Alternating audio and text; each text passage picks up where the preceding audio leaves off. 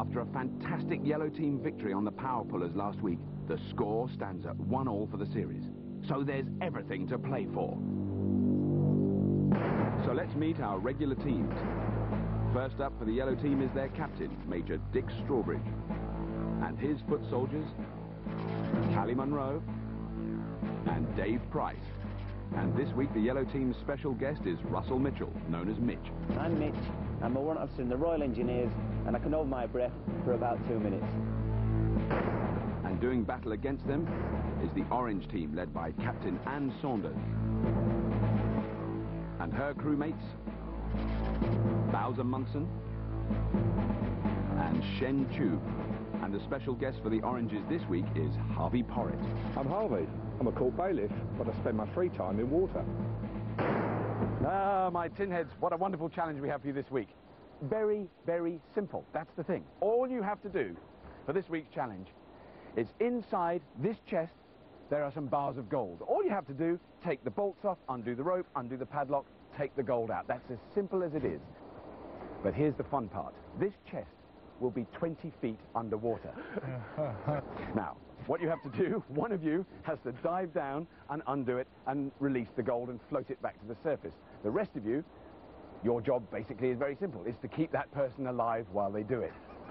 Now, you have until the sun falls from the sky in the great Scrapheap tradition, which is just a little under 10 hours. So I suggest you get swimming. Right.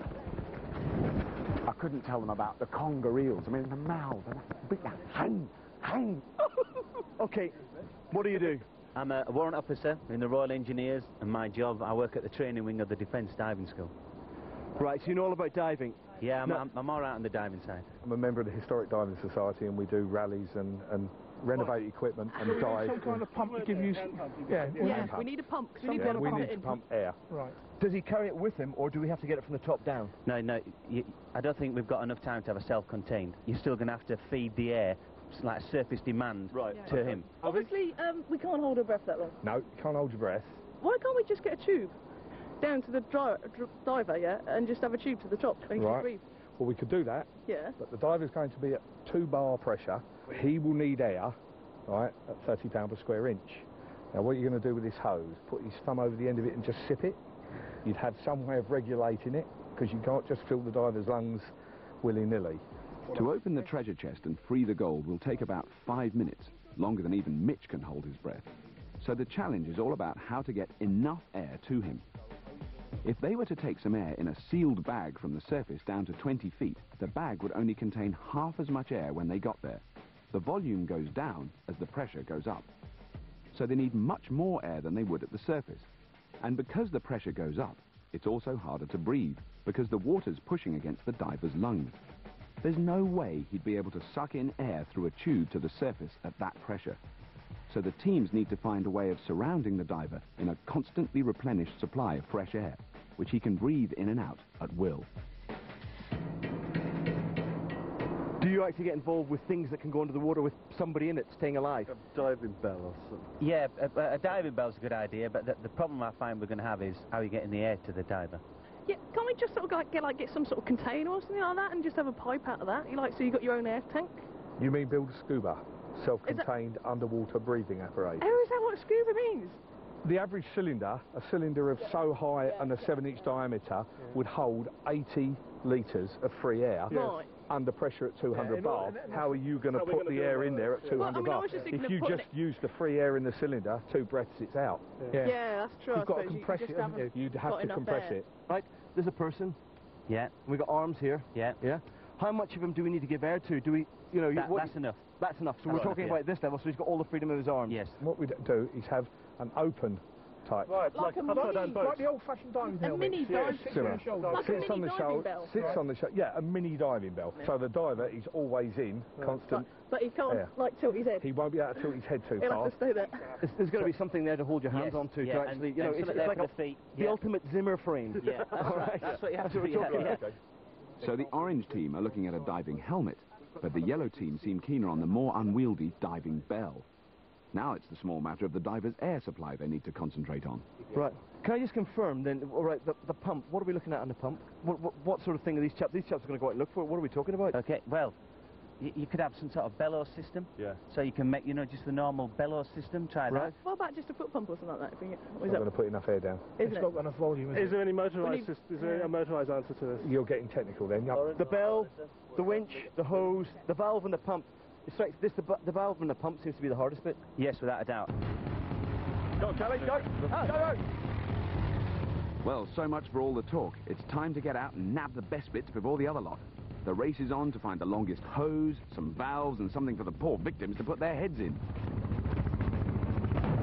Dave, this is Dick. We're going to need at least 35 feet of tubing.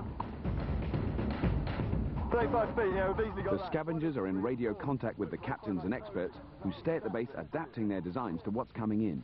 Yeah, Roger, bring it along and we can see how we fit it in, because obviously we'll have to make the structure, we'll have to sort it from there. So anything that you get you find useful, stick it in, mate. Oh, brilliant! I found this. I don't know what it is, but it's coming useful. Well, you ain't pitching that one. Hey, No way. Back off, brother. This is mine. Don't do it or I'll start to sing. Love, love you, God. Love you. Sure. Such a highly prized thing must be rushed back to base for safety. But will Captain Dick be impressed with Callie's spoils of war? Like looking thing. Okay. Yes, I like the look of this already.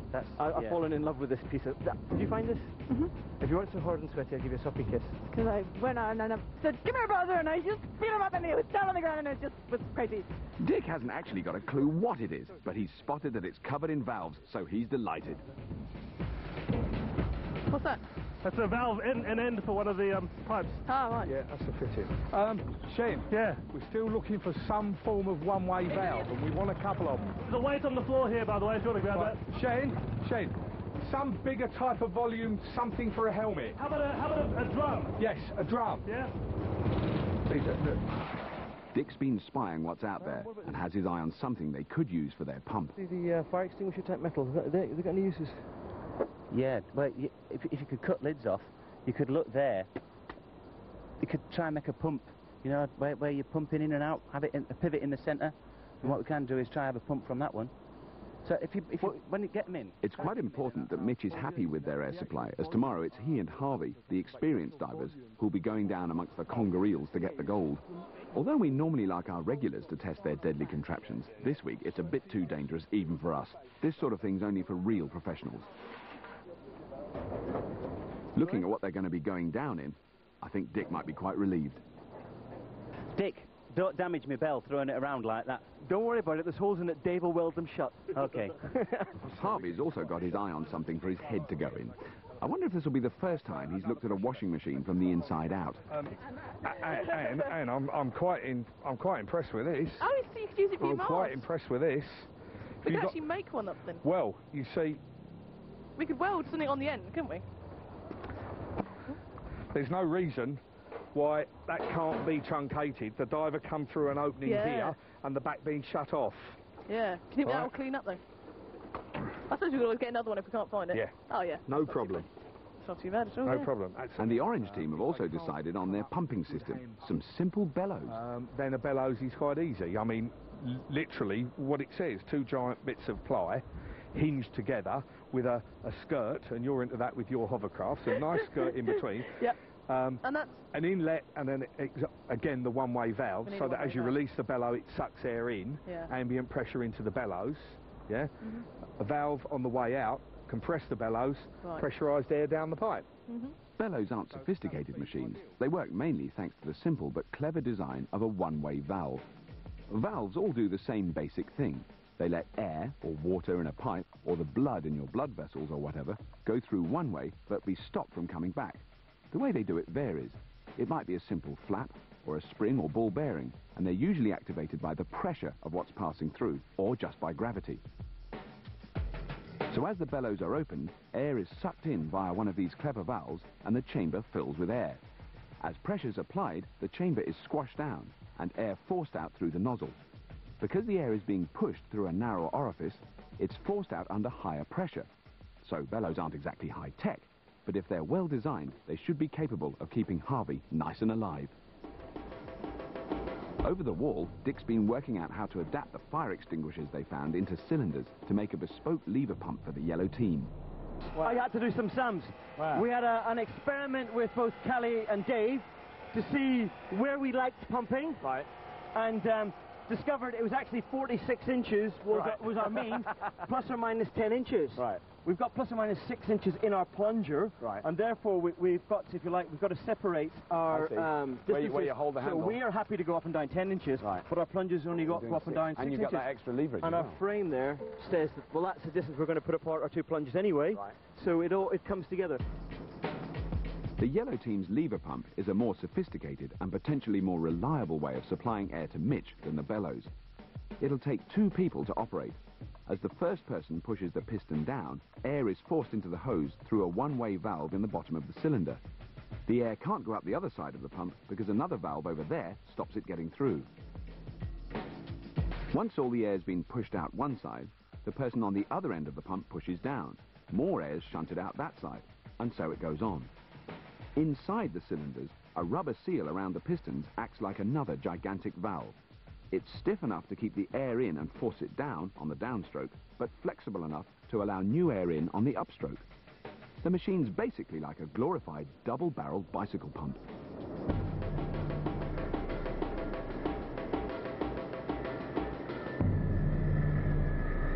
So the teams have plenty to think about. Time to check that they're on the right lines with a trusty expert. This week, I dragged up salty old sea dog John Bevan. He's in the Guinness Book of Records for the first recorded human exposure to a depth of 1,500 feet. So if you want to talk diving, he's your man. How are you? Hello, Bob. I'm well. Nice to see you. Yeah. Nice day. It's lovely, isn't it? Lovely day for building sub-aqua equipment, I always think. Yeah. You need a bit of sun for that. Yeah, so how are they getting on? Well, I think this is very exciting. They've got a very exciting design, the yellow team here. Dick's been working on that. Well, they're serious there. Yeah. They've got 2 problems, really. First one is drowning. Yeah. Once they get over that one, the next problem is overcoming the pressure. Yeah. And so that's where the air delivery systems will find their feet or fail. They're going to be using the equivalent of a lever pump. Yes, where they have a lever, up and down, and then each time, pistons and cylinders. It's much more technically challenging. It's going to be much more difficult to make that work because of the precision required to produce the pistons that will make seals in the cylinders. Yeah. But they'll be able to deliver much more air at higher pressure. High pressure, yeah. That's the high-tech approach. Yeah. And I think they're going. The orange team are going for a bellows, sort of conventional bellows. Low tech. Yeah. But very simple, much easier to do. The bellows is such a fragile system. I mean, if that blows, for example, if it bursts, then you've lost your air supply. Right. Yes. And also, it's very difficult to get a lot of pressure. Now, with every 2 feet you go down underwater, you add 1 pound per square inch. So by the time you're down 20 feet, the pressure there of the water is 10 pounds per square inch. Right. So your bellows or your pump has got to produce in excess of 10 pounds per square inch, plus get enough volume of air through there for the man to be able to survive. Right. So the pressure is going to be the most technical challenge of this system. The way they've gone for it, it's interesting that one's chosen a bell and the other a helmet. The helmet's going to have the advantage, it's more mobile. They can move around much more easily. But against that, the disadvantage of that is if anything goes wrong with the air supply. Got very short time in the helmet. He's only got 1 or 2 breaths in there, and he's got to make an emergency ascent. And from 20 feet, the drop in pressure when you come to the surface is sufficient to burst your lung. Wow, so you've got to be blowing air. So you need to be an experienced diver to do it at all. It's potentially dangerous. Well, You're going to want to have how much of your body in there? Well, hopefully, when I first go down, my head will be about here. Right. So then, on the inside here, we're gonna weld handles. Make sure I can move it around, or weld it on the frame. This is going to be welded on the frame. Yeah. Okay. All right. So it'll be welded on the frame, so you are in the Zimmer frame. Okay. All right. Happy with that. So when we cut it off to here, you can sort of move up and down. Where would you like to have your window? What sort of level? Because you don't have high. Around it's going to be down as low as you can get it. Really. So I can, sort of bend down there and get it over and done with. Over the wall, more fittings. Bowser's measuring Harvey up for his helmet. Slightly smaller. That'll do. Well, still miles of room. Yeah, you want to be able to get in it and... Yeah, but once it's over there, all we're talking about is something that's just going to drop over, because it's got to sit there then, isn't it? Yeah, but I need a nice wide skirt on it to come down my chest.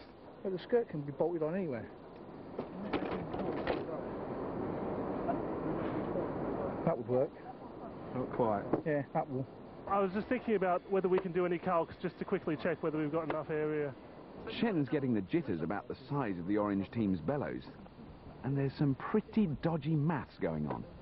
Well, I reckon you've got over a cubic foot of air in there. Well, we'll have 25 high, maybe 30 high by 500. Like half a cubic metre then, isn't it? Yeah. Right. So 5, yeah. Just no, you've got 5 by 5 is 250.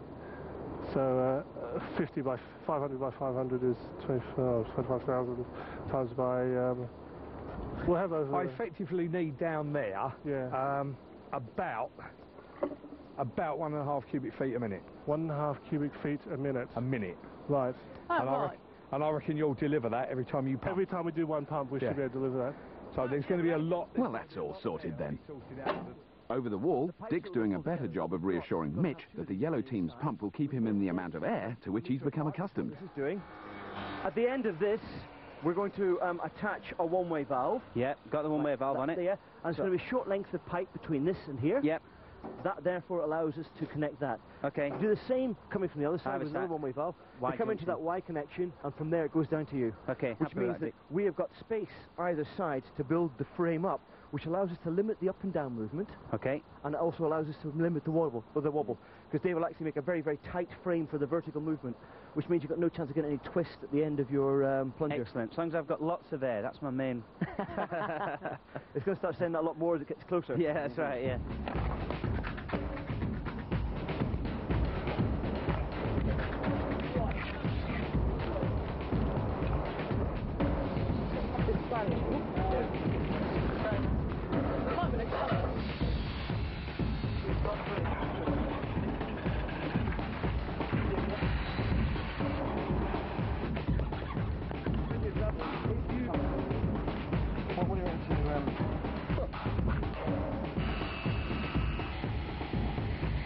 We do sewer search, and we have to use a full overpressure mask. They call it an AGA, and it means no water can get in. Because obviously, when you're down in sewers, you do not want. So you're anything. really swimming in like raw sewage? Without a doubt, yes. And you're fully masked up in all the gloves, because obviously you cannot let anything get. You don't want it under your nails, really, do you? No. But it's not that bad. It's just just lumpy water. That's it, yeah. And the worst times to do it, you never do it at 9 o'clock because everyone goes to work and does the business, and then you never do it again at 1500 because they all do it before they go home as well. So we have to. There's a rush then. That's the rush hour in the sewer. Yes, it is. Yeah, because obviously they use the firm's time for everything, don't they? So that's what we look at. Really. Harvey goes diving nearly every weekend, but there's one thing that puzzles me. I've noticed that Harvey's a particularly keen talker. So how on earth does he get by underwater? You have to use sign language then when you do it. You can't talk, can you? Yes, there's some very great sign. What do you do? Well, there's are you okay? Right. Right. You, me, up. Right. You, stay. You, me, down. Right. You've got a lovely pair of coconuts. No. Think about it. C, chest. Tip. C, chest. I, bottom. I left it behind. I left it behind. That's a recognised diving signal. If Harvey seems happy, it must be because he hasn't seen the orange team's bellows recently.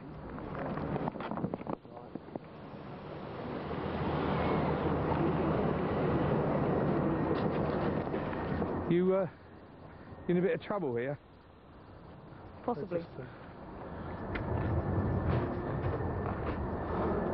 Are we going to be pumping enough air? That's one of the questions. That's the main From what? From this. Well, we just worried it's going to be a bit slow. Yeah. We can stop it bulging and stepping it up. But we don't want to spend time doing that if it's completely... If it's completely enough, yeah. Yeah. Is it worth putting the hinge on this end anyway? 4 hours remaining. The orange team are at sea. Something's seriously wrong with those bellows, but none of them, Harvey included, seems to have a clue what to do about it. So, in true orange team fashion, they're ignoring it and getting on with the easy bits.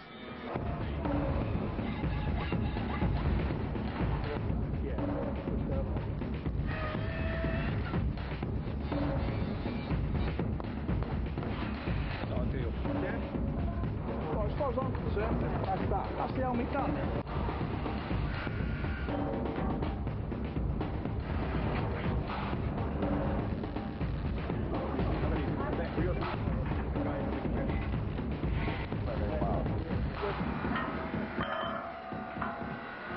our wow, brilliant handle, and these are to... This is a yellow team classic, isn't it, really? Yeah. Welding steel, good. Lots of steel, metal good, metal good, wood bad, metal good. It is very subtle, isn't it?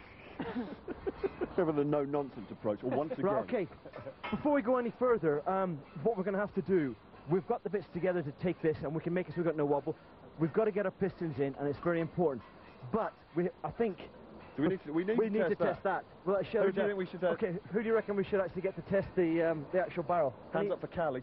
Yo! Callie. I wanted to. I want to. Okay. So the boys have voted Callie to get changed into a wetsuit and test their diving bell in the tank. While she's getting ready, I thought I'd catch up with John again. John, have you seen the pump? Yes, that's it. Yes, I was a bit confused as to what was going where initially, but this frame here now is obviously going to be the pump itself, which is a good heavy-duty frame, which is what they need, because the amount of physical effort it's going to take to compress air in these cylinders is going to be enormous. But they've done their arithmetic quite well, and I think they've got it right. It's not going to be easy. It's going to be very, very hard work. So it will actually be physically hard work? Yes, just physically, because they've got a large cross-section area on the piston here. But I mean, you think that they're going ahead pretty well then? This team, the yellow team, are doing extremely well, I think. So the orange team, you're a little bit worried about now, because you were quite pleased with what they were doing before. But I'm a bit worried about the area of the bellows. And in fact, I don't believe this bellows will be able to work at all. Oh, you think it's not going to function at all? No, they won't be... The orange team. They won't be able to get to 20 feet with that. It won't be able to develop enough. So what is it? What you mean? They just physically won't be able to squash the air in? Is that going to be the problem? Right. What is their solution? I mean, have they made their bellows too big then? That's the actual problem. The sort of surface area you're talking about would be about this much. And they've got this much. Yes, I see. And who's going to have to tell them? Stand and mug him. So it's not that the orange team's bellows are too small, as you might think, or even just that they're flimsy and pathetic. What John's saying is that they're actually too big to use. Not quite what you'd expect. The point is, it takes a huge effort to pump air under pressure. Just think of the effort of pumping even a small bicycle pump. And their bellows contain about 1,000 times as much air as that. Their muscles just aren't strong enough. They'd be better off with much smaller bellows. They'll have to pump more frequently to get enough air through, but they'll actually be able to do it because they're only trying to push down a small volume of air with each pump. So, bizarre as it seems, Harvey might be onto something with those tiny household bellows they'd previously written off. But I think I better make sure they're on track. No. You know what? Sometimes I get tense, Anne. You know that. Yes. I'm tense about your bellows. Yes. Because look, I'm slightly tense. Are you?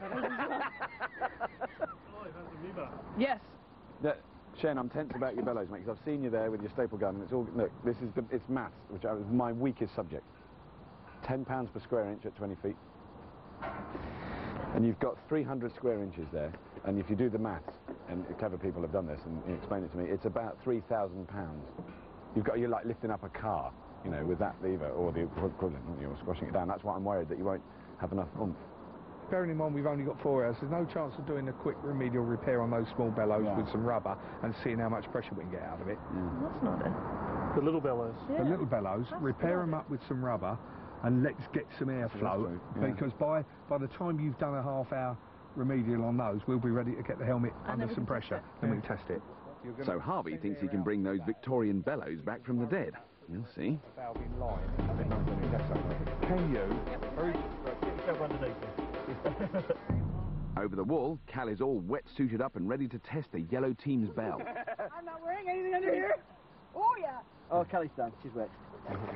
Right, you want to... Mind your head, mind your head. You want to get under the barrel and stand up inside it. Yep. Hold the hand on either side to hold the rubber in place.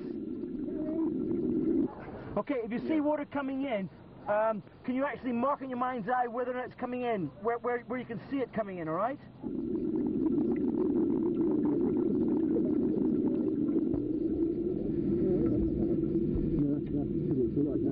Right, lift it up, let some fresh air in. Fresh air. In fact, you know what we could do? It's never mind dealing around with the pump. Let's see how long Callie lasts under there. And then you'll be all right tomorrow, Mitch. This reminds me of Houdini's last trick. You know what? If he's underwater, the water comes up quite a bit. Like his head's going to have to be really, like, down to move around.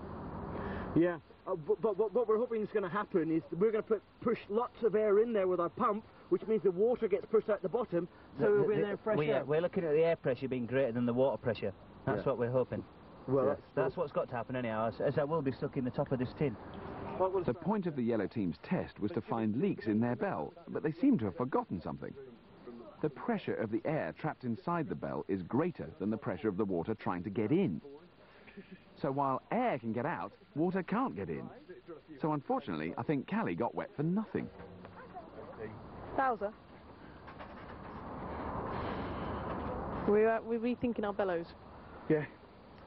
Good idea. We're thinking of a large inlet. Flap bell. Flap like this to suck the air. Get it as big as you can, 2 inches. Yeah, we can do a big one, that's not a problem.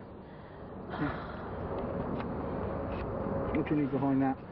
Alternatively, if you're back at the drawing board at this stage for alternatives, is there anything out there that even resembles some type of piston assembly pump that you can manually pump? Yes. There's one over there. Bowser's remembered a rather ancient compressor he spotted on the scrap heap. He assumed it was broken, but now they're so desperate, he figures it's worth taking Harvey out for another look. Now, there's an old compressor pump in there. 3 hours remaining.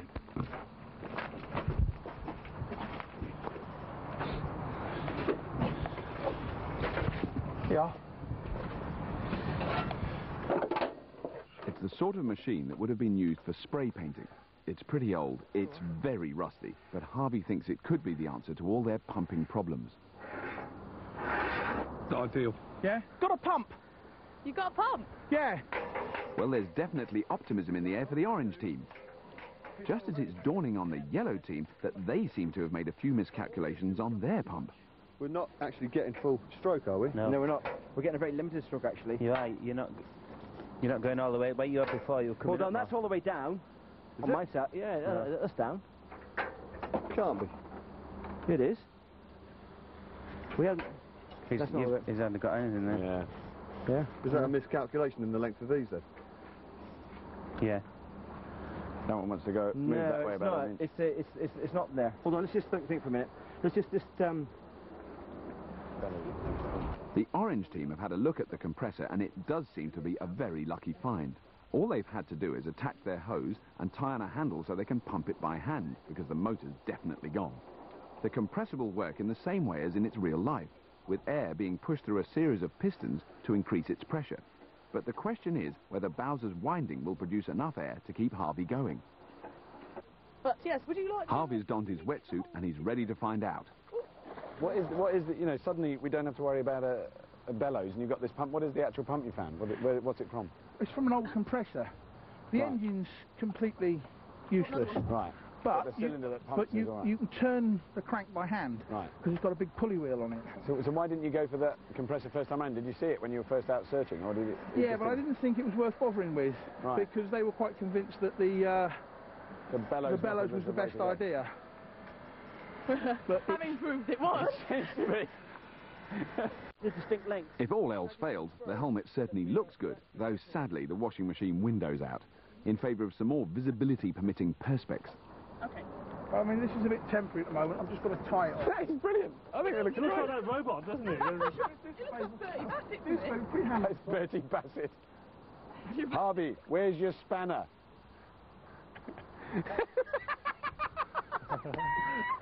Go on, get pumping.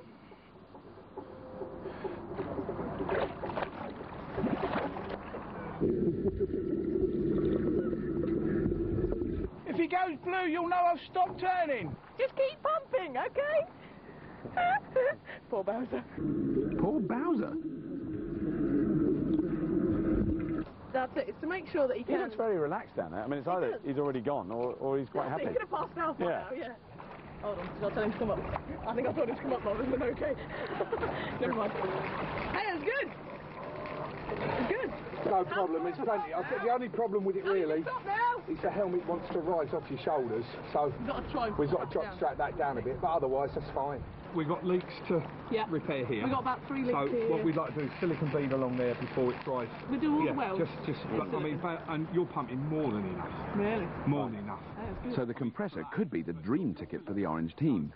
Something the yellow team could do with, because they're still struggling with their pump.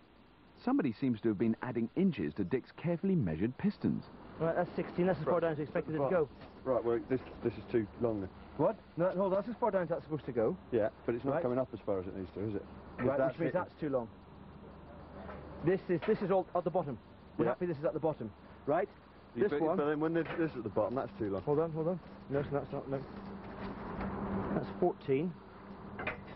That's 14 when it's bellies out. All right, hold on. That's 14 when it bellies out. But they both need to be shorter. You'd pull them up higher.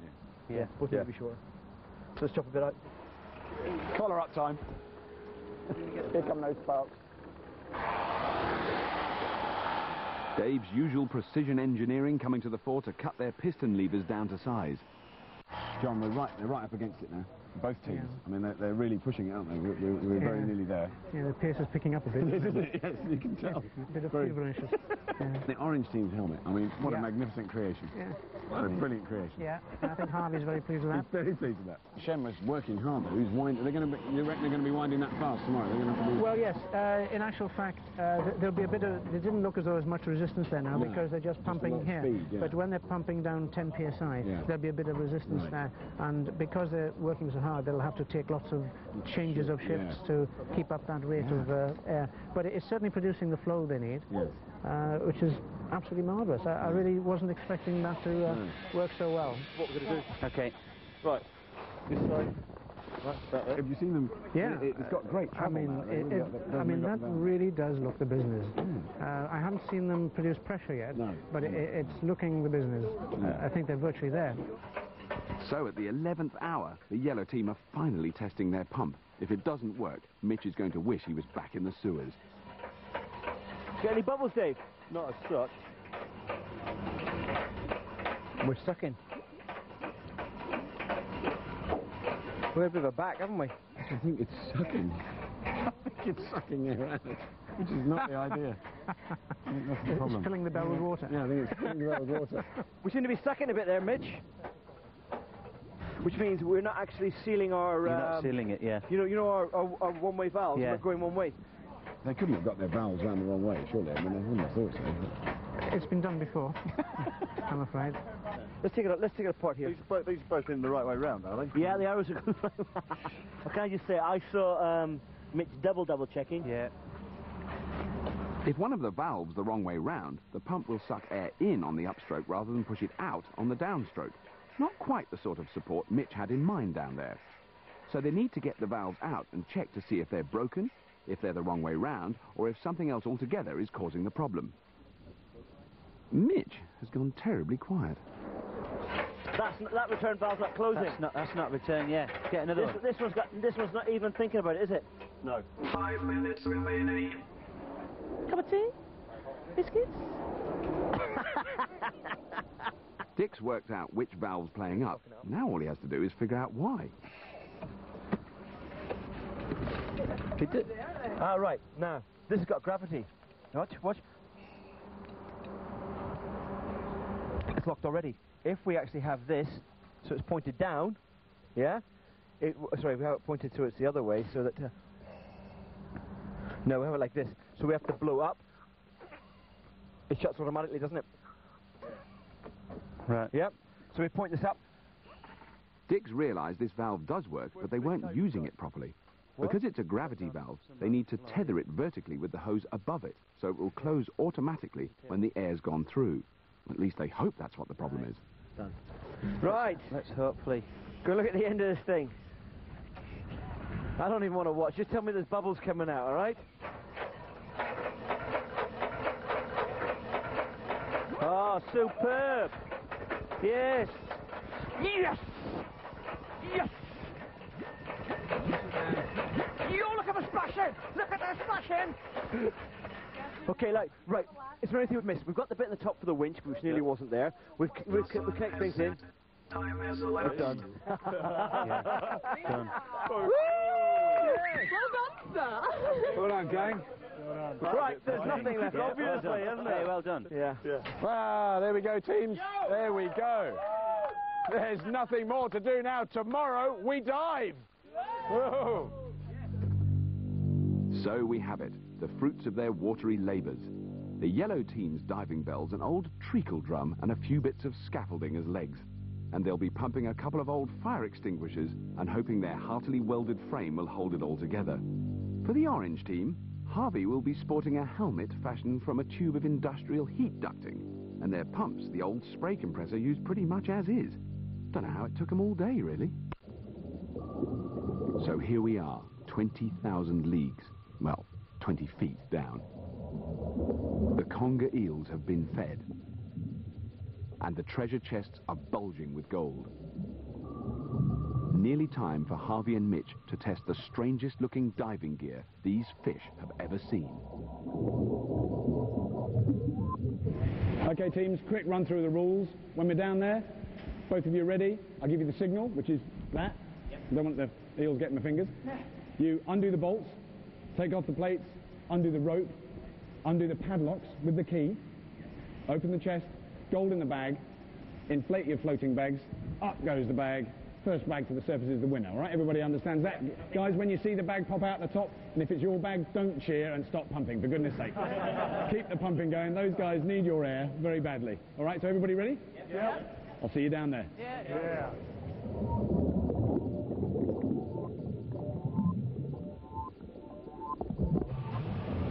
Do you want to give a hand, team, that chain? The yellow team have drawn the short straw, so first in the water, it's Mitch. Put a big one on you. The team have added a load of old dumbbell weights to the tray on the bell, so that when Mitch gets to the bottom, he'll stay there. Now the bell's so heavy, it has to be winched into the water. Yeah, pump away, guys. From now on, he's totally at the mercy of his teammates pumping on the surface. Water there, Kelly. And down he goes, en route to the deep. Loads of air, no problem.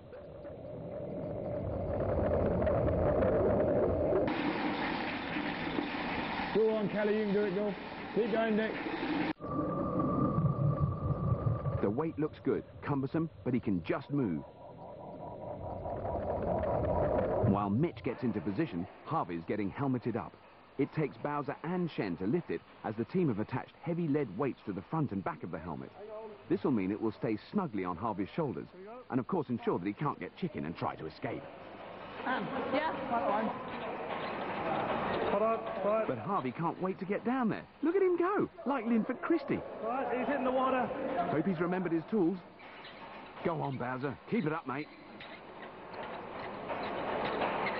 It's going to be tough going on the compressor. 2, 1, go. Bowser, Ann and Shen are going to do 45-second shifts for however long it takes Harvey to do the business. The yellow team, on the other hand, are going to be changing shifts whenever Dick says. The weights are okay, and more important, he seems to have some air in his hat.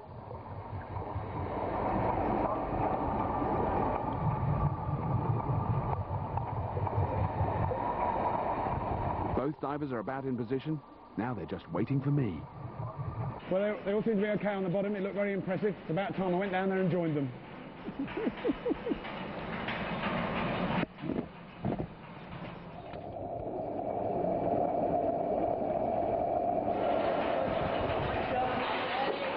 Harvey's nice friends from the Historic Diving Society have lent me one of their lovely old suits. It's 100 years old, but they've promised me it doesn't leak. And luckily I've got my own proper air supply, not a bunch of jokers on some fire extinguishers.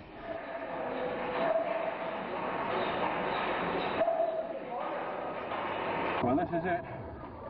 No going back. Oh.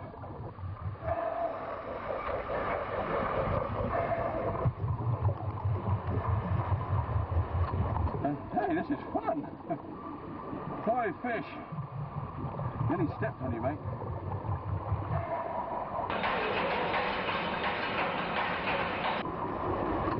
The treasure chest, the divers, everything is in position. And hopefully they're still pumping up there. Mitch, are you ready? Mitch, yeah? Okay. Harvey, you ready?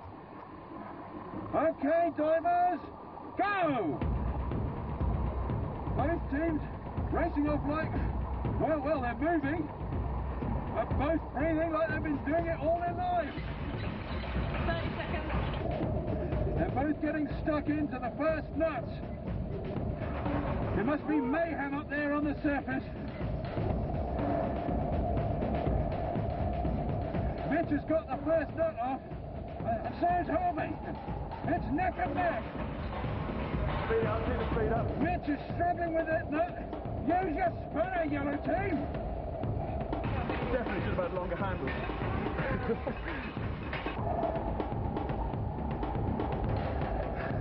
And they're going at it nut for nut.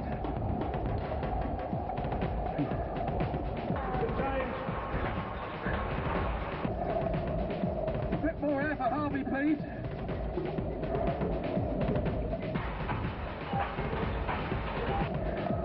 Mitch is onto the rope, but he's forgotten to take off the metal plate. That could be a problem for him. Harvey's got both plates off. Oh, my foot's wet. I think I've sprung a leak.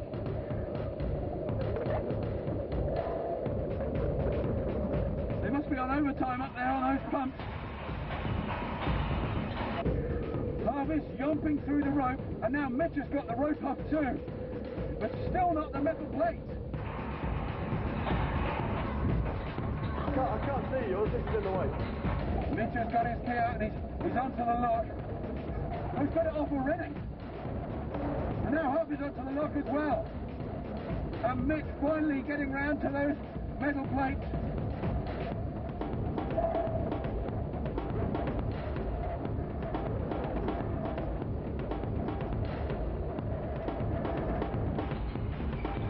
Come on, Mitch! Go on, Harvey! Come on, Harvey! The yellow team have everything off, but Mitch can't get into the chest. He's desperate to get his hands on that gold. Plum! Come on, Plum! I think Harvey's in. Yes, the orange team are into the chest. I can see that goal. Harvey's getting his bag ready. Keep pumping up there. What is Mitch doing? Harvey's got the first bar into the bag for the orange team. He's running ahead with it now. This is a yellow team crisis. Mitch! Mitch, what are you doing, man? Just 3 fouls in all, remember? We're within inches of an orange win. Bruce Porton, and Mitch is in. But is he too late? Get out of the way, Mitch, I can't see. Well, now Harvey's struggling. Yes, Harvey's struggling now. He's wishing he had longer fingernails. And now Mitch has the first gold bar in the bag. He's trying to make him yellow. Use your tools, orange team. Use your teeth. Second bar in the bag for Mitch. Could the yellow team take it after all? Come on, orange team. Don't give up. But Mitch has his third and final gold bar in the bag. And all he has to do now is inflate it. What's Harvey doing? He's shaking the gold out. Mitch is filling up the bag. I think it's all too late for Harvey. There goes. I do believe the yellow team have won. No! Keep going, keep going, keep going! Get it! Go!